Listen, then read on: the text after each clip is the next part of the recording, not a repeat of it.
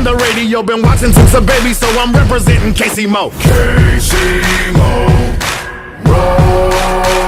I'm representing Casey. Hi, Ken Sports TV here, back with another video. And today we talk about Sporting Kansas City versus Portland Timbers. Sorry for the mispronunciation. Providence. It's gonna be at Providence Park at 9:30 Central, which is one of the better atmospheres in the MLS, I would say. And even though Children's Mercy Park now is obviously up there competing with it. Please like and subscribe to the video, and now into the preview of the actual game. So Sporting Kansas City's recent form also accounted for a 3-1 win against the Colorado Rapids. And I believe Portland just came off a win. I don't remember who, but I believe they just won. Right now, they're on top of the Western Conference, and if I'm not mistaken, they're on top of the Supporter Shield right now. They might not be. I don't remember what's going on in the Eastern Conference. Atlanta United's actually doing really well. They might be ahead. But anyway, so Sporting Kansas City looks on to pick up 3 points against the top team in the Western Conference in the rivalry who could be up there in the top of the Western Conference. Now, FC Dallas has 2 games in hands, but as we've seen, we've drawn against FC Dallas, a weaker FC Dallas at home, but we've drawn against them, so we can compete. And we have only conceded 2 goals this whole season. We're coming off a win, Portland's coming off a win, and so I think the recent form, we were undefeated in the last 5 games. Portland do have 1 loss, but they also haven't drawn 3 games already, 0-0. So we'll see how we go into this game. Okay, so the Sporting KC stats and goals scores versus Portland. We only have 5 goals so far this season. They have 16, which is pretty good for 5 games. They average over 3 goals per game. We average just over 1 goal per game, but they've conceded, I think, 8 or 9. I'll have this up on the screen, but they conceded 8 or 9. We've conceded 2, and 1 was both of them were dumb goals. We could have easily conceded 0 goals. We conceded 1 at the end of the game against Colorado Rapids in a dumb penalty, but the one I'm trying to remember, I don't remember who we were playing, but we gave away a stupid goal in the 90th minute when we still won. I don't remember who it was, I already forgot. But we gave away a stupid goal to a defender on a set piece, even though we won the game. So the top goal scorers for Sporting Kansas City, though, is a mixture of people because we've only scored 5 goals. Jerso has 1. Sesanovic has 1. Dom Dwyer has 1.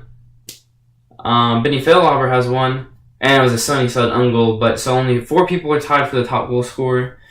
And I don't remember who the assister is. I think we only have 1 assist on our top assister too. It's just been nobody's really provided any spectacular assist or goal ratios.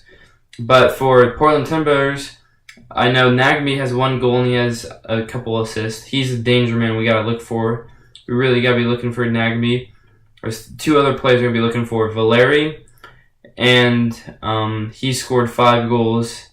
And let's see, who else was it? The other top goal scorer, but it's Adi. I don't know how I forgot. He's been pretty good for them. He's been really solid, and he's gonna look to add some goals. He also has 5 goals right now. And so earlier they have conceded 8 assists. We have 3 assists, which is tied for 14th in the league. And Portland has 10 assists, which is tied for first. They're tied for first in goals. We're tied for first in goals conceded. They're tied for first in goals scored. We're tied for 16th in the goals scored, so we're pretty low in goals scored. We're tied. They're also tied for first in goal differential, and we're tied for 4th with 3, and they have plus 8 goal differential. But it's kind of a battle of a really good defense and a really good offense. And Sporting Kansas City's offense looked to find some form last time, but so the last game we had Sesanovic scoring his first goal, we had Jerso scoring his first goal, and we had Dom Dwyer scoring his first goal in Sesanovic's first game of his career. And yeah, Zusi and Espinoza lead their assist, and the assist leaders for Valeri, Darlington Nagby, and Sebastian for Portland Timbers, which I forgot to mention. So those are the stats of the game, of the best players maybe you'll be looking out for, but our defense we need to look out for because we only conceded 2 goals. But we also have 2 youngsters. I know Fabian or they have a really there's an injured player for Portland. They're bringing in one of their youngsters to try to replace him. He's an 18-year-old, and he's been really highly touted by Portland Timbers, and they look to bring him through youth at Portland, just like we're trying to do here at Kansas City, because they maybe don't have the financial capabilities. And we look to do the same right now with Daniel Sololi coming on with his debut as a 20-year-old, getting his first assist. And now we also have Latif Blessing, who we've seen a couple times. He's looked very dangerous, hasn't gotten a goal or assist yet, but he's had his chances.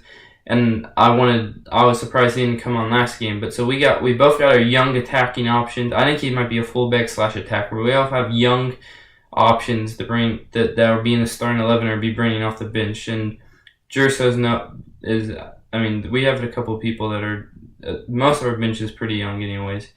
So there should be some young attackers. And then last year's result, there were a couple of really close games, but the most memorable result was against Portland a few years ago in the playoffs, where we lost to them in controversial circumstances, and they went in to win the MLS playoffs, which has happened 3 years in a row for Sporting Kansas City. We've lost to the team that's won the MLS playoffs in the wildcard round. So we hope to correct that here soon. And the Portland Temple player threats are the ones I already mentioned, the stats, obviously. Diego Valeri, Fanendo Adi, and Darlington Abbey are the players we need to look out for. And our threats are probably Jerso, Dom Dwyer, Madronda, and if Failhaber plays, Failhaber.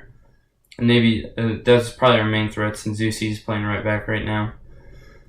And then Kansas City style, we like to play possession. Portland kind of is more flexible in what they want to play based on what their opponent is and if they're home or away. So I think we'll look to take about 55-60% possession, while Portland will go for about 40-45, since they're the home team. They'll get a little bit more than they would have if it was at Children's Mercy Park. And they'll look to attack and counter and score lots of goals against us in their home and on their home field. And another big thing is that it's on turf, and so that'll favor them because they're used to the turf. We're not used to the turf. I mean, obviously our team's probably playing turf before. We're not used to the turf as much, so that'll favor them. And their goal scoring is a major threat to us, and we really need to be ready for that because they scored the most goals in MLS of anybody, and we have the best defense, but we need to be ready to play defense. It's going to be a tough game. Both teams, Peter Vermees, I've seen Darlington Abbey do an interview, both think it's going to be a tough game. So, obviously, Providence Park versus Children's Mercy Park. I keep forgetting it's been renamed, but both two of the best atmospheres probably in the whole MLS. I would say it's two of the best. I know there's quite a few people like Children's Mercy Park that aren't Sporting fans that Children's Mercy Park is the best MLS atmosphere they've been to. And there's a few I can see that have tweeted that about Providence Park. So it's two of the best atmospheres, but also be at Providence Park for this game. So it's going to be a tough atmosphere they go into, as Jerso and Sonny Sod said in their interviews if you look at the Sporting Kansas City YouTube channel. And so my score prediction with all this in mind is going to be included in my starting 11 video, which might not be out when you see this video, but it should be coming out soon. And the next day, it should be coming out on Friday, the day before the game, and I'll be including my score prediction at the end of the game, at the end of the video. I mean, not the end of the game, at the end of the video, about what I think the score is going to be. So thank you for watching, and see you guys later. On the radio, been watching since a baby, so I'm representing Casey Mo. Casey